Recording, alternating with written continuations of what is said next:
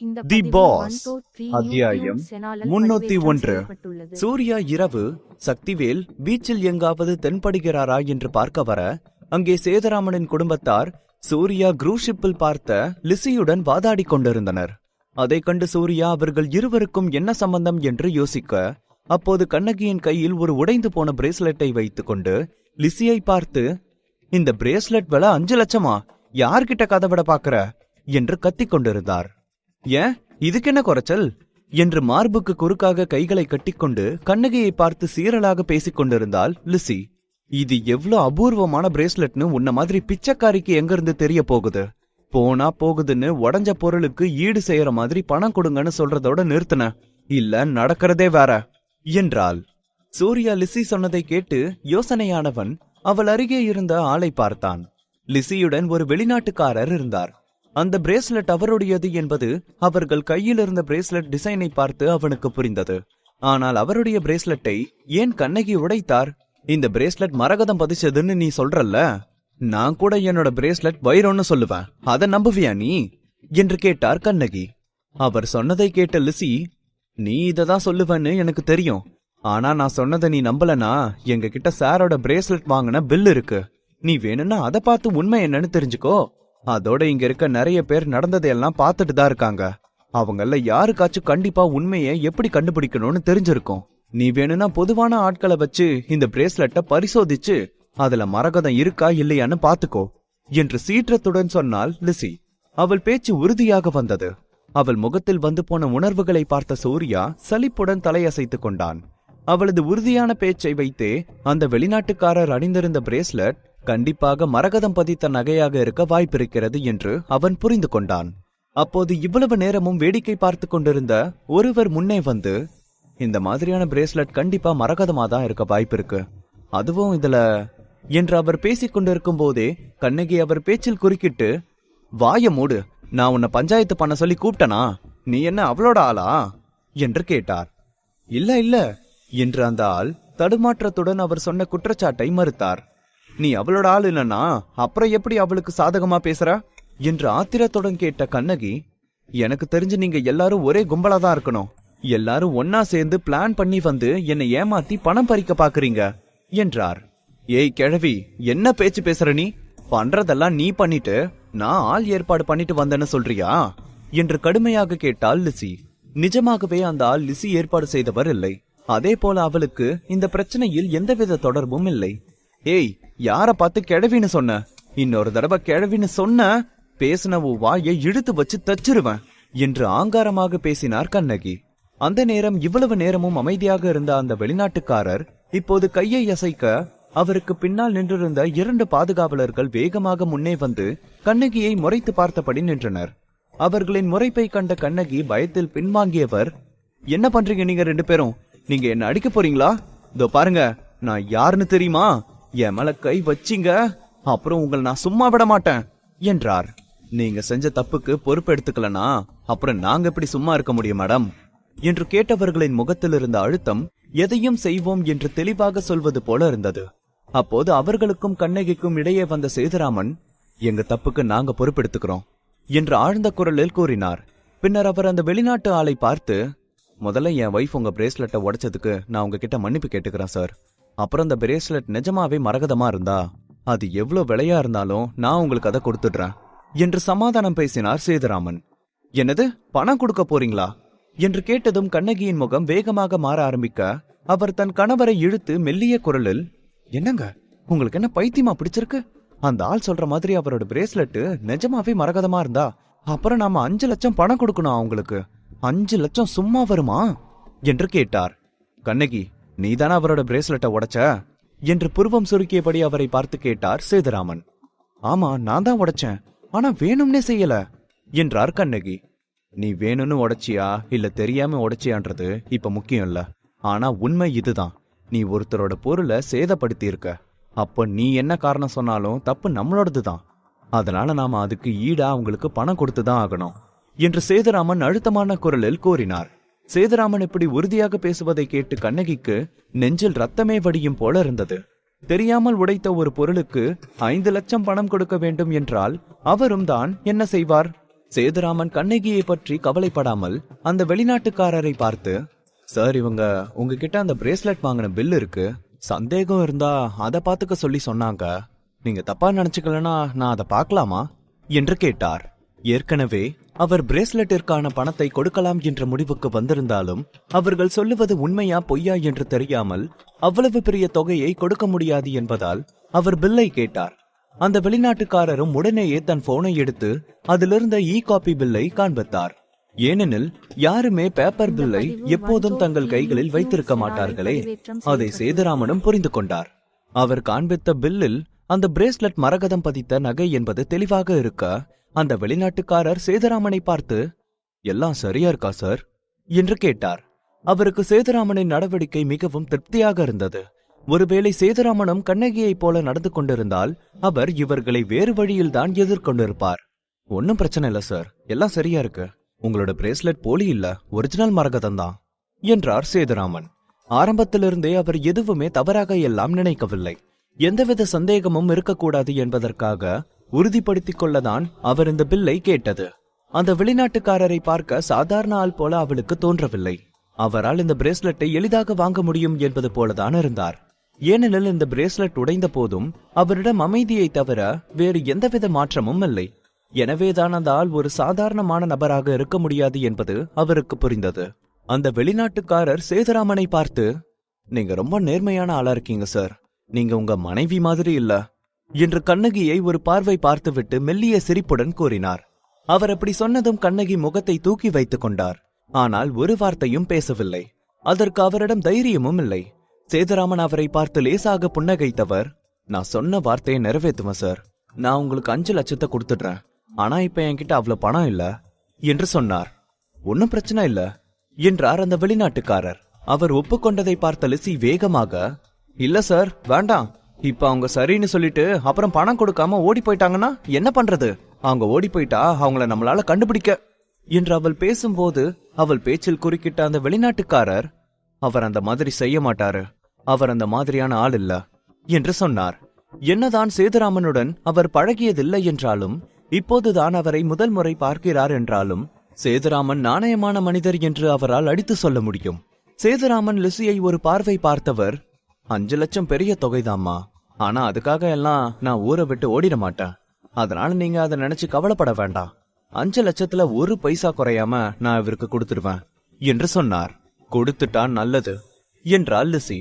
உண்மையை சொல்ல வேண்டுமெனில் பணத்தை கொடுக்காமல் சேதுராமன் ஓடுவதோ இல்லை வேறு எதுவுமோ லிசிக்கு முக்கியமில்லை. இப்போது இதை வைத்து அவள் அந்த வெளிநாட்டுக்காரரின் மனதில் இடம் பிடிக்க நினைத்தாள். இந்த பிரச்சனையை வைத்து அவரிடம் நல்ல பேர் வாங்கி அவருடன் செட்டில் ஆகுவதுதான் அவளது குறிக்கோளாக இருந்தது. லிசியை கண்டு கொள்ளாத சேதுராமன் நேரடியாக அந்த வெளிநாட்டுக்காரரை பார்த்து, நீங்க உங்க கான்டாக்ட் நம்பரை கொடுங்க சார், 3 நாள்ல நான் ஊருக்கு போயிடுவேன், அங்க போனதும் நான் உங்க பணத்தை உங்களுக்கு அனுப்பிடுறேன் என்று சொன்னார். சேதுராமனுக்கு ஆமோதிப்பாக தலையசைத்த வெளிநாட்டுக்காரர் தன்னுடைய தொடர்பு எண்ணை கொடுத்துவிட்டு அங்கிருந்து புறப்பட லிசி அரைவணைப்பாக அவரது கையை பிடித்துக்கொண்டு அங்கிருந்து சென்றாள். மறுபுறம் அவர்கள் செல்வதை பார்த்த கண்ணகி லிசியை வெறுப்புடன் பார்த்து, ஆள் மயக்கி எப்படி போறா பாரு, எப்ப எவன் கிடைப்பான் ஒட்டிக்கிட்டு சுத்தலான்னு இருப்பாங்க போல, இவள மாதிரி ஆளுங்களாலதான் எல்லாருக்கும் அசிங்கம் என்று திட்டினார். கண்ணகி, தேவையில்லாம எதுவும் பேசாத, அவருக்கு தமிழ் தெரியாதுன்னு தமிழ் தெரிஞ்ச ஆளை கூட வச்சுக்கிட்டு இருக்கலாம் என்றார் சேதுராமன். பாஷை புரியாம கூட வச்சுக்குவாங்களா? அந்த ஆள் நம்மளை விட தெளிவா தமிழ் பேசுறான், அவனுக்கு மொழிபெயர்க்க ஆள் வேணுமா என்று புரிந்து தள்ளினார் கண்ணகி. அப்போது மாதவன் ஒரு மாதிரியான அதிர்ச்சியான குரலில், சூர்யா, நீயா என்று கேட்க, என்னவோ பேயை கண்டது போல மாதவனின் கண்கள் நம்ப முடியாத அதிர்ச்சியுடன் அகல விரிந்திருந்தது. அவன் லேசாக பின்பக்கம் திரும்ப, அப்போது எதிர்பாரா விதமாக அவன் பின்னால் நின்றிருந்த சூர்யாவை பார்த்தவன் அதிர்ச்சியில் கத்திவிட்டான். ஹலோ சார், பார்த்து ரொம்ப நாள் ஆயிடுச்சு என்று சூர்யா லேசான புன்னகையுடன் கேட்க, பிரச்சனை பெரிதாவதை கண்டு பின்னால் நின்றிருந்த சூர்யா அவர்களுக்கு உதவலாம் என்று எண்ண முன்னே வர பார்க்க, அவன் வருவதற்குள் சேதுராமன் விஷயத்தை சுமூகமாக முடித்துவிட்டார். எச்சில் கூட்டி விழுங்கிய மாதவன், நீ நீ இங்கேப்ப வந்த என்று கேட்டான். சூர்யாவின் இந்த திடீர் வருகை அவனை அதிர்ச்சியடைய செய்திருந்தது. அவன் கடந்த 2 நாட்களாக எங்கே சூர்யாவை பார்த்து விடுவோமோ என்றுதான் பயந்து கொண்டிருந்தான். ஆனால் இங்கே இப்படி அவனை சந்திப்போம் என்று அவன் எதிர்பார்க்கவே இல்லை. நீங்க அவங்களோட ஆர்கியூ பண்ணிட்டு இருக்கும் போதே நான் வந்துட்டேன் என்று சூர்யா மாதவனை யோசனையுடன் பார்த்தபடி கூறினான். ஏன் என்று தெரியவில்லை. ஆனால் மாதவன் என்னவோ விசித்திரமாக நடந்து கொள்வதாக அவனுக்கு தோன்றியது. அதுவும் அவனிடம் ஒருவித பயமும் அதோடு சேர்ந்து குற்ற உணர்வுடன் தன்னை பார்ப்பதாக உணர்ந்தான் சூர்யா. சூர்யா, நீங்க எப்படி வந்த என்று மாதவனைப் போல இல்லாமல் சாதாரணமாக கேட்டார் சேதுராமன். அவர் முகத்தில் லேசான ஆச்சரியம் மட்டுமே காணப்பட்டது. அங்கிள், நான் என் ஃப்ரெண்டு கூட இங்க வந்தேன். நீங்க என்ன அங்கிள் இங்க என்று சூர்யா கூறினான். நாங்களும் ட்ரிப் வந்தோம் சூர்யா. நம்ம மது கொஞ்சம் அப்செட்டா இருந்தா அதான் அவளுக்கு கொஞ்சம் மாறுதலா இருக்குமேன்னு கிளம்பின. பார்த்தா மாதவனுக்கும் கண்ணகிக்கும் கூட எதுவும் வேலை இல்ல. அதான் ஃபேமிலி ட்ரிப்பா வந்தோம் என்று சேதுராமன் சிரித்தபடி கூறினார். ஓ அப்படியா என்றான் சூர்யாவும் அவரை புன்னகையுடன் பார்த்து. அவன் க்ரூஸ் ஷிப்பில் ஏறும்போது மாதவனை பின்னால் இருந்து பார்த்தான். ஆனால் தான் யாரையோ பார்த்து மாதவன் என்று எண்ணிவிட்டதாக நினைத்தான் சூர்யா. ஆனால் தான் தவறாக எல்லாம் பார்க்கவில்லை என்பது இப்போது அவனுக்கு புரிந்தது. சேதுராமன் சூர்யாவிடம், சில நாட்கள் முன்னாடி நான் உன்னை எங்க வீட்டுக்கு டின்னருக்கு வர சொல்லி கூப்பிடலான்னு இருந்தேன். ஆனா மாதவன் தான் நீ வேலையில பிஸியா இருக்கிறதா சொன்னான். அதான் உன்னை டிஸ்டர்ப் பண்ண வேண்டான்னு விட்டுட்டேன். ஆனா இன்னைக்கு உன்னை இங்கே பாப்பேன்னு நான் எதிர்பார்க்கவே இல்ல. நீ டின்னர் சாப்பிட்டியா சூர்யா? நீ இன்னும் சாப்பிடலனா நம்ம சேர்ந்து சாப்பிடலாமா? இந்த தீவுல சீ ஃபுட்ஸ் எல்லாமே நல்லா இருக்கும்னு நான் கேள்விப்பட்டிருக்கேன். இங்க சீ ஃபுட்ஸ் தான் ஸ்பெஷல் என்று சூர்யாவை தங்களுடன் சாப்பிட வர சொல்லி அழைத்தார் சேதுராமன். தி பாஸ் அத்தியாயம் 302. பீச்சில் சூர்யாவை பார்த்த சேதுராமன் அவனிடம், நீ டின்னர் சாப்பிட்டியா சூர்யா? நீ இன்னும் சாப்பிடலனா நம்ம சேர்ந்து சாப்பிடலாமா? இந்த தீவுல சீ ஃபுட்ஸ் எல்லாமே நல்லா இருக்கும்னு நான் கேள்விப்பட்டிருக்கேன். இங்க சீ ஃபுட்ஸ் தான் ஸ்பெஷல் என்று சூர்யாவை தங்களுடன் சாப்பிட வர சொல்லி அழைத்தார் சேதுராமன். இல்ல அங்கிள், நான் ஆல்ரெடி சாப்பிட்டுட்டேன். நீங்க போய் சாப்பிடுங்க என்று நாசுக்காக அவரது அழைப்பை மறுத்தான் சூர்யா. இப்போது அவனுக்கு சக்தி வேலை கண்டுபிடிப்பதுதான் முக்கியமாக இருந்தது. சேதுராமனுடன் சேர்ந்து சாப்பிட செல்வதை அவன் எப்போது வேண்டுமானாலும் செய்ய முடியும். சூர்யா மறுப்பு தெரிவித்த பின்னர் மேலும் சேதுராமன் அவனை வற்புறுத்தவில்லை. அவர் புன்னகையுடன், ஓகே, நாம இன்னொரு நாள் சேர்ந்து சாப்பிடலாம் என்றார். கண்டிப்பா அங்கிள் என்று புன்னகையுடன் கூறினான் சூர்யா. அதே நேரம் அவர்கள் அருகே இருந்த மது கோபத்தில் எரிமலையாக கொதித்துக் கொண்டிருந்தாள். சூர்யாவை ஒரு கொலகாரனை பார்ப்பது போல பார்த்து கொண்டிருந்தாள். இன்னொரு முறை அவளது தந்தை சூர்யாவை சாப்பிட அழைத்தால் கோபத்தில் வெடிக்கும் நிலையில் இருந்தால் மது. சேதுராமனின் குடும்பம் அங்கிருந்து சென்ற பின்னர் சூர்யாவின் முகம் யோசனைக்கு மாறியது. மதுவின் கண்களில் இருந்த கொலைவெறியை அவனும் கவனித்திருந்தான். மது அந்த அளவுக்கு தன்னை வெறுக்கிறாள். கடைசியாக அவளை சைத்ராவின் வீட்டில் பார்த்தபோது கூட நான் அவளை எதுவும் செய்யவில்லையே. ஒரு தலையசைப்புடன் தன் எண்ண போக்கை நிறுத்திய சூர்யா சக்தி வேலை தேடுவதில் கவனம் செலுத்த ஆரம்பித்தான். ஆனால் அவன் எவ்வளவு நேரம் தேடியும் அந்த கடற்கரையில் அவரை அவனால் கண்டுபிடிக்க முடியவில்லை. எனவே சலிப்புடன் அவன் தன் அறைக்கு திரும்பிவிட்டான். இரவு அமைதியாக கழிந்தது. அடுத்த நாள் காலையில் சீக்கிரமாகவே எழுந்துவிட்ட சூர்யா குளித்து தயாராகி பாதுகாவலர்களுடன் வில்லா பகுதிக்கு வந்தான். நேற்று இருந்ததை விட இன்று அந்த இடம் மிகவும் பரபரப்பாக இருந்தாலும் நேற்று சாதாரணமான பாதுகாவலர்கள் அந்த இடத்தில் பாதுகாப்பு பணியில் இருக்க, இன்று சீக்ரெட் ஆர்மியை சேர்ந்த ஆட்களும் தற்காப்பு கலைகள் அமைப்பின் பிரிவினரும் வந்துவிட்டார்கள். ருத்ரனும் இதைதான் அவனிடம் சொல்லியிருந்தான். பாதுகாப்பு பணியில் இருப்பவர்களை 5 நிலையில் பிரித்து வைத்திருந்தனர். தற்காப்பு கலைகளை சேர்ந்த 36 பிரிவிலிருந்தும் இங்கே இன்று வந்திருந்தார்கள். அதில் வெளியே பாதுகாப்பு பணியில் இருந்தவர்கள் சாதாரண பணியில் இருப்பவர்கள்.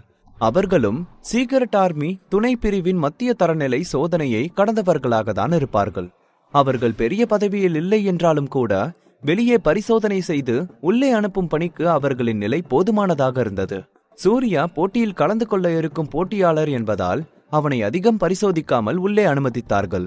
ஆனால் அவனுடன் வந்த பாதுகாவலர்களை ஒவ்வொருவராக முழுமையாக சோதனை செய்த பின்னரே உள்ளே அனுமதித்தனர். அவர்கள் ஆதித்யன் குடும்பத்தை சேர்ந்த பாதுகாவலர்கள் என்று உறுதி செய்த பின்னர் தான் அவர்களால் உள்ளே செல்ல முடிந்தது. சூர்யா உள்ளே சென்ற சிறிது நேரத்திற்கெல்லாம் இன்னொரு குழுவினர் அங்கே வந்து சேர்ந்தனர்.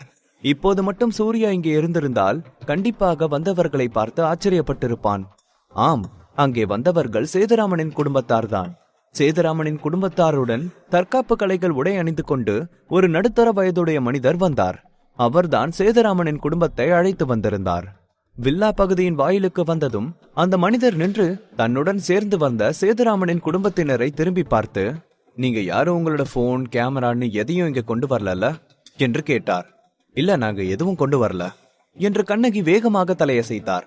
கொண்டு வரலனா நல்லது என்று தலையசைத்த அந்த மனிதர் பின்னர் சேதுராமனை பார்த்து, சேது, நீங்க தான் சொல்றத சரியா புரிஞ்சுக்குவீங்க. உள்ள போன பிறகு இவங்க 3 பேரையும் கொஞ்சம் கவனமா பாத்துக்கோங்க. அவங்க உங்களை விட்டு எங்கேயும் போக விட்டுறாதீங்க. இன்னைக்கு இங்க போட்டியில கலந்துக்க வந்திருக்க எல்லாரும் தற்காப்பு கலையில முக்கியமான ஆட்கள். அப்புறம் எதிரி நாட்டு வாரியர்ஸும் இருக்காங்க. இவங்க பாட்டுக்கு எங்கேயாவது போய் யார் கூடயாச்சும் பிரச்சனை பண்ணிட்டா அப்புறம் அவங்க அந்த இடத்திலேயே அடிச்சே கொன்னுடுவாங்க என்று எச்சரிக்கை செய்தார். ஆனால் அவர் சொன்னதை கேட்ட கண்ணகியின் முகம் பயத்தில் வெளுத்து போக, என்னது என்று அதிர்ச்சியாக கேட்டார். பின்னர் அவர் பயத்தில் பின்னால் சென்றபடி, அண்ணா, நாங்க உள்ள வரல என்று சொன்னார். உண்மையில் அவர்கள் குடும்பத்தார் இந்த தீவுக்கு டூருக்காக மட்டும் வரவில்லை, தற்காப்பு கலைகள் உலகத்தை பார்க்கவும் தான் வந்தார்கள். தற்காப்பு கலைகள் உடை அணிந்திருந்த மனிதர் கண்ணகியின் அண்ணன் கோபிநாத். அவர் தற்காப்பு கலைகள் சங்கத்தின் ஒரு உறுப்பினர். சில நாட்கள் முன்பு அவருடன் போனில் பேசும்போது இந்த மாதிரி மேகத்தீவில் தற்காப்பு கலைகள் போட்டி நடக்கிறது என்று சொல்லியிருந்தார். அப்போது கண்ணகிக்கு இந்த போட்டியை பார்க்க வேண்டும் என்று ஆர்வமாக இருக்க அவரும் வருகிறேன் என்று கோபியிடம் கேட்டிருந்தார். வெளியுலகத்தில் இருப்பவர்களுக்கு தான் தற்காப்பு கலைகள் எல்லாம் முன்னொரு காலத்தில் இருந்ததாக தெரியுமே தவிர தற்காப்பு கலையில் இருப்பவர்களின் குடும்பத்தாருக்கு இந்த உலகம் குறித்து ஓரளவு நன்றாகவே தெரியும். குடும்பத்தாரிடம் உண்மையை மறைக்க முடியாது என்பது தவிர்க்க முடியாதது. எனவேதான் கோபியினால் இப்போது சேதுராமன் குடும்பத்தாரை இங்கே அழைத்து வர முடிந்தது. ஆனால் கண்ணகி போனில் இங்கே நடக்கும் எதையாவது போட்டோ எடுத்தோ அல்லது வீடியோ எடுத்தோ சமூக வலைதளத்தில் பதிவிட்டு விட்டால் என்ன செய்வது என்றுதான் அவர் இப்படி கண்ணகியை பயமுறுத்தினார். கோபி அவர்களை உள்ளே அழைத்து வந்த பின்னர் கண்ணகி பயந்து வெளியே செல்ல விரும்புவார் என்று அவர் எதிர்பார்க்கவே இல்லை. சேதுராமன் தான் கண்ணகியை பார்த்து சிரித்தபடி, உங்க அண்ணன் சும்மா உன்னை பயமுறுத்ததான் இப்படி சொன்னார் கண்ணகி. போட்டியாளர்கள் யாரும் சும்மாவே யார் மேலையும் கை வைக்க மாட்டாங்க என்று கூறினார். என்னதான் கண்ணகி தைரியமான ஆளாக வெளியே பேசினாலும் எல்லாமே வெறும் பேச்சு மட்டுமே. உள்ளுக்குள் மிகவும் பயந்த சுபாவம் உடையவர் அவர். கோபியும் இப்போது, சேது சொல்றது உண்மைதான், தற்காப்பு கலையை சேர்ந்த யாரும் அவ்வளோ சாதாரணமா யாரையும் அடிச்சிட முடியாது. ஆனா முறையான காரணம் இருந்தா அப்ப அவங்கள தடுக்க யாராலையும் முடியாது. சோ யாரையும் அடிக்க தூண்டுற மாதிரி எதுவும் செய்யாம இருந்தா போதும் என்றார். அவர் கண்ணகியை கொஞ்சம் பயமுறுத்தி வைக்கதான் நினைத்தார். இல்லை என்றால் கண்ணகியின் சுபாவத்திற்கு எங்கு சென்று யாரிடம் வம்பு இழுப்பார் என்று பயந்து கொண்டே இருக்க வேண்டியிருக்கும். இல்ல, நான் போய் யார்கிட்டயும் சீன்ற மாதிரி எதுவும் பேச மாட்டேன் என்று வேகமாக கூறினார் கண்ணகி. சரி வாங்க உள்ள போகலாம் என்று சொல்லி முன்னே சென்றார் கோபிநாத். அவர்கள் பாதுகாவலர்கள் சோதனை செய்யும் இடத்திற்கு வந்ததும் கோபியை பார்த்து பாதுகாவலர்கள் குட் மார்னிங் சார் என்று வணக்கம் தெரிவித்தனர். சந்தேகப்படுற மாதிரி எதுவும் இல்லையே என்று கோபி உயர் அதிகாரியின் தோரணையுடன் கேட்டார். இல்ல சார், இதுவரைக்கும் ஒன்னும் பிரச்சனை இல்ல என்று கூறினார் பாதுகாவலர்களில் முதன்மையாக இருந்தவர். நல்லது என்று கூறிய கோபி சேதுராமனின் குடும்பத்தில் இருப்பவர்களை கை காண்பித்து, இவங்க என் தங்கச்சி, அவங்க எல்லாரும் அவங்க குடும்பத்து ஆட்கள். நீங்க வரத்துக்கு முன்னாடியே போன் கேமரா எல்லாத்தையும் வச்சுட்டு தான் வந்தாங்க. ஆனா நீங்க ஒரு முறை உங்க டியூட்டியை பண்ணிடுங்க, சேஃப்டிக்கு ஒரு முறை செக் பண்ணிடுங்க என்று சொன்னார். அந்த ஆபீசர் கண்ணகியை பார்த்தவர் பின்னர் கோபியை பார்த்து, செக் பண்ண அவசியம் இல்ல சீஃப், உங்களை தெரியாத எங்களுக்கு, நீங்க தாராளமா உள்ள போகலாம் என்றார். இல்ல அது சரியில்லை என்று கோபி வெளியில் மறுத்தாலும் மனதினுள் மிகவும் சந்தோஷப்பட்டார். அவர்களின் இந்த அணுகுமுறை தன் மேல் இருக்கும் மரியாதை காரணமாக என்பது அவருக்கு சந்தோஷமாக இருந்தது. ரூல்ஸ் படி என்னதான் கண்ணகி அவரது தங்கையாகவே இருந்தாலும் அவரை சோதனை செய்வதுதான் முறை. ஆனால் இந்த ஆபீசர்ஸ் அவருக்கு மரியாதை கொடுப்பதற்காக அந்த சோதனையை செய்வதை கைவிட்டனர். ஆஹா, அதெல்லாம் வேண்டாம் சார், நாம் எல்லாரும் ஒரே மாதிரியான துறையில இருக்கோம், அதனால இதெல்லாம் அவசியம் இல்ல என்றார் அந்த ஆபீசர். கோபியின் குடும்பத்து ஆட்கள் என்பதால் அவர்களுக்கும் இங்கே இருக்கும் நடைமுறை சட்டத்திட்டம் என்னவென்று நன்றாகவே தெரிந்திருக்கும். எனவே அவர்கள் பரிசோதனை செய்யாமலேயே எந்த பிரச்சனையும் வராது என்று நம்பினார்கள். அதோடு அவர்களால் ஏதாவது பிரச்சனை வந்தாலும் கூட அந்த பழி அவர்களை அழைத்து வந்தவர் மேல்தான் விழும். அவர்களை பரிசோதனை செய்தவர்களுக்கு எந்த பிரச்சனையும் இல்லை. கண்ணகியும் அவரது குடும்பத்தையும் பார்த்த கோபி, சரி வாங்க உள்ள போலாம் என்றார். அந்த பகுதி முழுக்கவே ஒரே சத்தமாக இருந்தது. போட்டிக்காக ஏற்கனவே ஒரு தரப்பு போட்டி அமைப்பினரும் பொதுவாக ஒரு மேடை அமைப்பை உருவாக்கியிருந்தார்கள். அதை சுற்றி பார்வையாளர்கள் அமரவும் இடம் அமைத்திருந்தனர். அதே நேரம் தஞ்சாவூரின் 4 பெரிய குடும்பங்களிலிருந்தும் ஆட்கள் வந்து கொண்டிருந்தனர். சூர்யாவும் சக்திவேலை பார்த்து விட்டான். 50 வயது மதிக்கத்தக்க பணக்கார ஆண் எப்படி இருப்பாரோ அதற்கு சற்றும் மாறாமல் இருந்தது அவரின் தோற்றம். அவர் முகத்தில் பெரிய தழும்பு இருந்தது. அவர் சிரிக்கும் போது அந்த தழும்பு விரிந்து எதிரில் இருப்பவர்களை பயமுறுத்துவதாக இருந்தது. அவரை கண்டதும் ராகுல் அவரிடம் சென்று, நேத்து நைட்டு வெளியில போயிருக்கீங்க போலவே, நல்லா என்ஜாய் பண்ணீங்களா சார் என்று அவனே முதலில் பேச்சை ஆரம்பித்தான். என்னதான் அவரை விட குடும்ப பின்புலத்தில் ராகுல் முதன்மையாக இருந்தாலும் வயதில் அவர்தான் பெரியவர். எனவே அவன் சென்று பேசுவதுதான் முறை. நீங்க எல்லாம என்ன தம்பி என்ஜாய் பண்றது என்று கேட்டு பலமாக சிரித்தார் சக்திவேல். என்னதான் அவர் சிரித்தபடி பேசினாலும் அவரது சிரிப்பு கூட விரைப்பாக தான் இருந்தது. நாங்க இங்க வந்து சேரவே லேட் ஆயிடுச்சு சார், அதான் உங்களோட கலந்துக்க முடியல என்றான் ராகுல். அவனது பதிலை கேட்டு கையை அசைத்த சக்திவேல், அதெல்லாம் ஒன்னும் பிரச்சனை இல்ல தம்பி, இந்த போட்டி முடியட்டும், அதுக்கப்புறம் சேர்ந்து போவோம் என்றவர் பேசி முடித்து தன் பார்வையை ராகுலின் பின்னால் நின்றிருந்தவர்களின் மேல் திருப்பினார். அவர்களை பார்த்து சக்திவேல், இவர் சிங்கமுத்து தானே என்று கேட்டார். ராகுல் அவருக்கு பதில் சொல்லும் முன்பாகவே சிங்கமுத்து, ஆமா சார் என்று சொல்லியபடி முன்னே வந்தான். சக்திவேல் அவனை பார்த்து, நீங்க ரொம்ப திறமையான ஆள் சிங்கமுத்து, நீங்க பல போட்டியில கலந்துகிட்டு ஜெயிச்சிருக்கீங்களே என்றார். நீங்க ரொம்ப அதிகமா சொல்றீங்க சார் என்று தன்னடக்கத்துடன் பேசினான் சிங்கமுத்து. இவங்க 2 பேரும் என்று மணிகண்டனையும் சரவணனையும் பார்த்து கேட்டார் சக்திவேல். நான் மணிகண்டன், நான் சரவணன் என்று அவர்கள் இருவரும் முன்னே வந்து தங்களை அறிமுகம் செய்து கொண்டனர். அவர்களின் பேச்சு சக்திவேலிடம் நெருக்கமாகவும் இல்லை, விலகியும் இல்லை. அவர்கள் ஆதித்யன் குடும்பத்தின் சார்பாக போட்டியில் கலந்து கொள்ள இங்கு வந்திருப்பதால் அவர்கள் சக்திவேலிடம் நெருங்கி செல்ல முடியாது. அது ராகுலுக்கு சங்கடத்தை உண்டாக்கும். அவர்கள் அளவாக பேசினாலும் சக்திவேல் எதையும் பெரிதாக எடுத்துக் கொள்ளவில்லை. அவர் முகம் சாதாரணமாக தான் இருந்தது. அவர்களை குறித்தும் சிறிது நேரம் பேசிவிட்டு சக்திவேல் சூர்யாவின் பக்கம் பார்வையை திருப்பியவர், இவர்தான் நம்ம சைத்ரா பாப்பாவை காப்பாத்தின ஹீரோவா இருக்கணும்னு நினைக்கிறேன், சரியா என்று கேட்டார். ஆமா சரிதான் என்றான் சூர்யா லேசாக புன்னகைத்தபடி. சக்திவேல் சாதாரணமாக இதை சொல்வது போல இருந்தாலும் உண்மையில் அவர் உள்ளர்த்தத்துடன் பேசுவது போலதான் இருந்தது. ஏனெனில் சைத்ராவை அவன் காப்பாற்றிய விஷயத்தை இப்படி எல்லோரின் முன்பாக சொல்வது அவனது அடையாளத்தை வெளிப்படுத்துவது போன்றது. அதுவும் சிங்கமுத்துவும் மற்றவர்களும் கேட்க வேண்டும் என்பதற்காகவே சொன்னது. ஆனால் அவர் ஏன் இதை மற்றவர்களுக்கு தெரியப்படுத்துகிறார் என்பதுதான் சூர்யாவிற்கு புரியவில்லை. சூர்யா எதிர்பார்த்தது போலவே சக்திவேல் சொன்னதை கேட்டதும் சிங்கமுத்துவின் முகமும் மணிகண்டனின் முகமும் உடனடியாக மாறிப்போனது. என்னது, சூர்யா சைத்ராவின் உயிரை காப்பாற்றினானா? அந்த விஷயம் ஏன் தங்களுக்கு தெரியவில்லை என்று யோசித்தனர். ராகுல் தம்பி சொன்னதை வச்சு பார்த்தா உங்களுக்கும் சைத்ரா பாப்பாவுக்கும் இடையில எல்லாம் நல்லா போற மாதிரி இருக்கு போல என்று சிரித்தபடி கேட்டார் சக்திவேல். அவர் இந்த வார்த்தையை சொன்ன அடுத்த கணம் மீண்டும் ஒரு முறை சிங்கமுத்துவின் முகமும் மற்ற இருவரின் முகமும் மெல்ல மெல்ல மாற ஆரம்பித்தது. அதிலும் குறிப்பாக சிங்கமுத்துவிடம்தான் அதிக மாற்றம். அவனால் தன் முக மாற்றத்தை கட்டுப்படுத்தவும் முடியவில்லை. சூர்யா மனதினுள் ஒரு பெருமூச்சை விட்டுக் கொண்டான். சக்திவேல் ஏன் இது குறித்து இப்போது பேசினார் என்று அவனுக்கு இப்போது புரிந்து போனது. அவரது நோக்கம் சிங்கமுத்துவை தனக்கு எதிராக திருப்ப வேண்டும் என்பதுதான். சக்திவேலுக்கு சைத்ராவின் மேல் சிங்கமுத்துவிற்கு இருக்கும் விருப்பம் குறித்து தெரிந்திருக்கலாம். எனவே இப்போது இதை சொன்னால் சிங்கமுத்துவிற்கு தன் மேல் கண்டிப்பாக விரோதம் உண்டாகும். சக்திவேல் சூர்யாவை குறிவைத்து பேசுவதை கண்ட ராகுல் முன்னே வந்து, என்ன சார், நான் தான் அதெல்லாம் சும்மா வெறும் நாடகம்னு சொன்னனே உங்ககிட்ட, மறந்துட்டீங்களா? உங்களுக்கு தெரியாதது இல்ல, எதிராளி நம்ம மேல கண்ணா இருக்காங்க. சம்பந்தம் இல்லாத ஆட்களை நாம உள்ள கூட்டிட்டு வந்து போட்டியில கலந்துக்க வச்சா அதை வச்சு அவங்க பிரச்சனை பண்ணுவாங்க. அதுக்காக தான் இந்த ஏற்பாடு என்றான். தி பாஸ் அத்தியாயம் 303.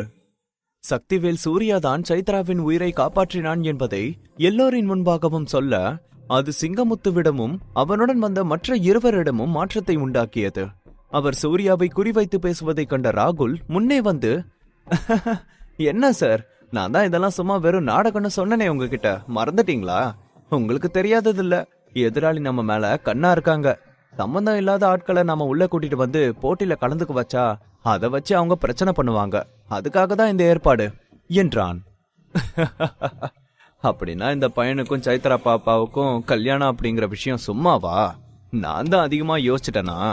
ஆனா பொய் கல்யாணம் உண்மையாகவும் வாய்ப்பு இருக்கு. சூர்யா தம்பிக்கு நம்ம பாப்பா மேல விருப்பம் இருந்தா இந்த போட்டி மூலமா கல்யாணம் நடக்கவும் ஒரு வாய்ப்பு தானே என்றார் சக்திவேல். அவர் இந்த விஷயத்தை இப்படியே விடுவதாக இல்லை என்று சூர்யாவுக்கு தெளிவாக புரிந்து போனது.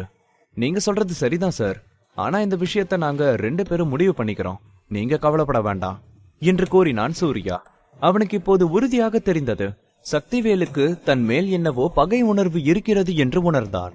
அதுவும் அது மேலோட்டமான பகை உணர்வு போலவும் இல்லை என்றாலும் அவர் மேலும் மேலும் சிங்கமுத்துவின் மனதில் இதை ஆழமாக பதியும்படி பேசிக் கொண்டிருக்க மாட்டார். சரிதான், நீங்களே முடிவு பண்ணுங்க இந்த காலத்துல பசங்க அவங்க முடிவை அவங்களே எடுத்துக்கிறாங்க. நம்மள மாதிரி வயசான ஆட்கள் ஏதாவது சொன்னா பிடிக்கிறது இல்ல என்று சொல்லியபடி சத்தமாக சிரித்தார் சக்திவேல். வால் பயிற்சி துறை ஆட்கள் அப்புறம் என்று ராகுல் சக்திவேலிடம் ஏதோ கேட்க வர, அப்பொழுது அவர்களிடம் சிலர் கும்பலாக வந்து சூர்யாவுக்கு எதிரே நின்றனர். புதிதாக வந்தவர்களும் சிங்கமுத்துவின் ஆட்கள் அணிந்திருந்ததை போன்ற உடைதான் அணிந்திருந்தார்கள். அதோடு சேர்த்து அவர்கள் ஆயுதங்களையும் கொண்டு வந்திருந்தனர். அது எல்லாவற்றையும் விட சூர்யாவை ஆச்சரியம் கொள்ள செய்தது என்னவெனில், வந்தவர்களில் ஒரு பெண்ணை அவன் ஏற்கனவே சில நாட்களுக்கு முன்பாக பார்த்திருக்கிறான். அவள் அசோக்கின் அக்கா அஸ்வினி. சூர்யாவளை கவனித்தது போலவே அஸ்வினியும் சூர்யாவை பார்த்தவள், இவன் ஏன் இங்க இருக்கான் என்று கேட்டாள். சூர்யாவுடன் ஒப்பிடும்போது அவளது நடவடிக்கை மிகவும் நிதானமாக தான் இருந்தது. ஆனால் அஸ்வினியும் கூட இரு நாடுகளுக்கு இடையே நடக்கும் போட்டி நடக்கும் இடத்தில் சூர்யாவை பார்த்ததும் உள்ளுக்குள் பெரிதும் ஆச்சரியம் கொண்டாள். ராகுல் தம்பி, இவங்க எல்லாரும் வால் பயிற்சி துறையை சேர்ந்தவங்க என்று சொல்லி சக்திவேல் அவர்களை எல்லாம் அவனுக்கு ஒவ்வொருவராக அறிமுகம் செய்து வைத்தார். அங்கு வந்திருந்த இளைஞர்கள் குழுவில் 6 பேர் மட்டுமே போட்டியில் பங்கேற்க வந்தவர்கள். மீதமிருந்தவர்கள் எல்லோரும் அவர்கள் துறையினரால் போட்டியில் எப்படி சண்டை போடுகிறார்கள் என்பதை பார்க்க அனுப்பப்பட்டவர்கள். ஒரு அறையிலிருந்து பாடம் கற்பதை விட வெளியே சென்று சண்டை நடப்பதை நேரடியாக பார்க்கும்போது அவர்களுக்கு அதிகம் அனுபவம் கிடைக்கும். சூர்யா மீண்டும் ஒரு முறை ஆச்சரியமானான். ஏனெனில் போட்டியில் பங்கேற்க இருக்கும் அந்த 6 பேரில் அஸ்வினியும் ஒருத்தி. அவளுடன் இன்னொரு ஆண் இருந்தான். அவன் பெயர் ஈஸ்வர். அவனை குறித்துதான் சிங்கமுத்து இங்கு வந்ததிலிருந்து சொல்லிக் கொண்டிருந்தார். அவன்தான் இந்த முறை போட்டியில் சேம்பர் ஆஃப் காமர்ஸின் ட்ரம் கார்டு. ஈஸ்வர் பார்க்க அவ்வளவு அழகாக எல்லாம் இல்லை, சாதாரணமாக தான் இருந்தான். ஆனால் அவனிடமிருந்து வெளிப்பட்ட ஒரு தீட்சண்யம் எல்லோரையும் கவர்வதாக இருந்தது. அவனது பார்வை வாளின் கூர்முனை போல கூர்மையாக இருந்தது. சக்திவேல் அவர் அழைத்து வந்தவர்களை அறிமுகம் செய்து வைத்த பின்னர் ராகுல் அவன் அழைத்து வந்த 4வரையும் அவர்களுக்கு அறிமுகம் செய்து வைக்க ஆரம்பித்தான். ஆரம்பம் முதல் இறுதி வரை ஈஸ்வரின் முகத்தில் எந்தவித மாற்றமும் இல்லை. சிங்கமுத்துவை அறிமுகம் செய்யும் போது கூட அவன் எந்தவித ரியாக்ஷனும் செய்யவில்லை. அவனை நிமிர்ந்து பார்க்கவும் இல்லை. ஆனால் அவனுடன் வந்த மற்ற அனைவரும் சிங்கமுத்துவை பார்த்து புன்னகை செய்து அவனுக்கு வணக்கம் தெரிவித்து என எல்லாம் செய்தனர். ஆனால் சூர்யாவை பார்த்தோ அல்லது மணிகண்டன் சரவணனை பார்த்து அவர்களிடம் அந்த எதிரொலி இல்லை. அவர்கள் மூவரை ராகுல் அறிமுகம் செய்யும் போது ஒரு தலை அசைப்புடன் நிறுத்தி கொண்டனர். சூர்யாவிற்கு அது குறித்து எதுவும் யோசிக்கவில்லை. இதெல்லாம் சகஜம்தான் என்று எண்ணினான். ஏனெனில் அவனது தற்போதைய அடையாளம் தன்னிச்சையாக பயிற்சி பெற்றவன் என்பதுதான். அவர்கள் எல்லோரும் உள்ளே நடக்க அவர்களை எதிர்நோக்கி ஒரு ஆபீசர் வந்தார். அவர், ஹலோ சக்திவேல் சார், ஹலோ ராகுல் சார், செலக்ஷன் ஆரம்பிக்க போகுது என்று கூறிக்கொண்டே வந்தார். அவர் சொன்னதை கேட்டு சக்திவேலும் ராகுலும் ஒருவரை ஒருவர் பார்த்து கொண்டவர்கள், ஓகே, ஏதோ நாங்க அங்க போறோம், வாங்க சீக்கிரம் அங்க போலாம், நாம எல்லாரும் செலக்ஷன் நடக்கும்போது அங்க இருக்கணும் என்றார். சில நிமிடத்தில் அவர்கள் எல்லோரும் போட்டி நடக்க இருக்கும் அரங்கம் அருகே வந்துவிட்டனர். அங்கே வந்த நொடி சூர்யா அங்கே ரிங் பகுதியில் நின்றிருந்த 6 பேரை கண்டான். அவர்கள் 6 பேரும் ஒவ்வொரு விதத்தில் தனித்தன்மையுடன் இருந்தனர். அவர்கள் அணிந்திருந்த உடையை பார்க்கும்போது அவர்தான் இந்த கேம்பிளிங்கை வழிநடத்தப் போகிறார்கள் என்று புரிந்தது. 3 பேரும் நம் நாட்டை சேர்ந்தவர்கள். மீதமிருக்கும் 3 பேர் எதிரி நாட்டை சேர்ந்தவர்கள். நம் நாட்டை சேர்ந்த 3வரில் உயரமாக இருந்த மனிதர் சூர்யாவின் கவனத்தை பெரிதும் கவர்ந்தார். அவர் தற்காப்பு கலை உடையில் ஸ்பெஷலான கருப்பு நிற உடை அணிந்திருந்தார். அவரிடமிருந்த தீர்க்கமான ஒளி வந்தது. அவரை பார்த்தால் கன்வெர்ட்டிங் போஸ்டேஜின் இறுதி நிலையில் இருப்பவர் போல இருந்தது. அவரை தவிர இன்னும் 2 பேர் இருந்தார்கள். அவர்களும் தற்காப்பு துறையில் நன்றாக பயிற்சி பெற்று கை தேர்ந்தவர்கள் என்பது தெளிவாக தெரிந்தது. ஆனால் பெரியவர் அவர்கள் இருவரையும் விட முந்தைய நிலையில் இருப்பவர். சூர்யா அவர்கள் அணிந்திருந்த உடையை வைத்து அவனாகத்தான் இந்த முடிவிற்கு வந்தான். சூர்யாவின் பார்வை அவர்கள் 3வரோடு நின்று விடவில்லை. எதிரி நாட்டை சேர்ந்த 3வரையும் பார்வையிட்டான் அவன். அவர்கள் 3வரில் நடுத்தர வயதில் இருந்தவரை ஏற்கனவே அவன் போட்டோவில் பார்த்திருக்கிறான். அவர் சந்துரு. அவர்தான் நிஞ்சா வாரியர்ஸ் படையை அனுப்புவது என்றுதான் வதந்திகள் பரவியிருக்கிறது. அவரது பெயரை ருத்ரனும் 15 நாட்களுக்கு முன்பாக சொல்லியிருக்கிறான். சந்துரு இந்த முறை இங்கே பயணப்பட்டு வந்திருப்பது சூர்யாவை கொன்று ஏற்கனவே மித்ரன் மாஸ்டரின் மேல் அவருக்கு இருக்கும் பழியை தீர்த்து கொள்ளதான் என்று கூறினான். இருப்பினும் ருத்ரனின் முடிவில் ஒரு சிக்கல் இருந்தது. சந்துரு இங்கே வந்து 10 நாட்கள் ஆகிவிட்டது. ஆனால் அவர் தங்கியிருந்த ஹோட்டலை விட்டு வெளியே எங்கேயும் செல்லவில்லை. அதே போல சூர்யாவை குறித்த எதையும் அவர் விசாரித்ததாகவும் தெரியவில்லை. அப்படியென்றால் அவர் இங்கே வர என்ன காரணமாக இருக்கும்? இந்த போட்டியை சரியாக நடத்த மட்டுமே அவர் வந்திருப்பார் என்று சூர்யா தீவிரமாக யோசித்துக் கொண்டிருந்தான். சக்திவேல் கருப்பு உடை அணிந்திருந்த அந்த உயரமான பெரியவரை நோக்கி சென்றவர் பணிவுடன், எல்லாரும் வந்துட்டாங்க ஆச்சாரியா சார், ஆரம்பிக்கலாம் என்று கூறினார். கருப்பு நிறை உடையில் இருந்த அந்த பெரியவரும் மெலிதாக தலையசைத்தார். உடனே தற்காப்பு கலை உடை அணிந்திருந்த ஒரு அலுவலர் கையில் ஒரு பெரிய ட்ரேயுடன் எல்லோருக்கும் முன்பாக வந்தார். அந்த ட்ரேயில் 10 கருப்பு நிற அட்டையும் 10 வெள்ளை நிற அட்டையும் இருந்தது. அந்த ட்ரேவை கொண்டு வந்ததும் அந்த அலுவலர் ஆச்சாரியாவின் முன்பாக வந்து பணிவுடன் நின்றார். பெரியவர் உடனேயே அந்த ட்ரேவை வாங்கவில்லை. அவர் தன் பார்வையை எதிர்த்தரப்பினர் பக்கம் திருப்பி, நீங்க வந்து சரியா இருக்கான்னு பாத்துக்கோங்க என்று சொன்னார். அதுக்கு அவசியம் இல்ல, ஆரம்பிக்கலாம் என்றார் அவர். அந்த 20 அட்டைகளும் ஆச்சாரியா அரை மணி நேரத்திற்கு முன்பாக தன் கைப்பட தயார் செய்தது. ஓகே என்று தலையசைத்த ஆச்சாரியா அந்த அலுவலரை பார்த்து, ரூல்ஸ் எல்லாம் சொல்லிடுங்க என்று கூறினார்.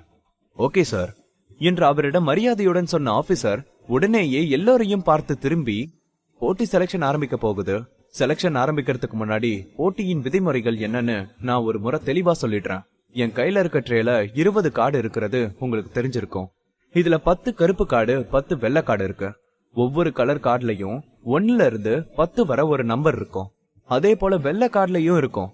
இந்திய அணியை சேர்ந்த போட்டியாளர்கள் வெள்ளை நிற கார்ட்ஸும் எதிர்த்தரப்பு போட்டியாளர்கள் கருப்பு நிற கார்ட்ஸும் எடுக்கணும்.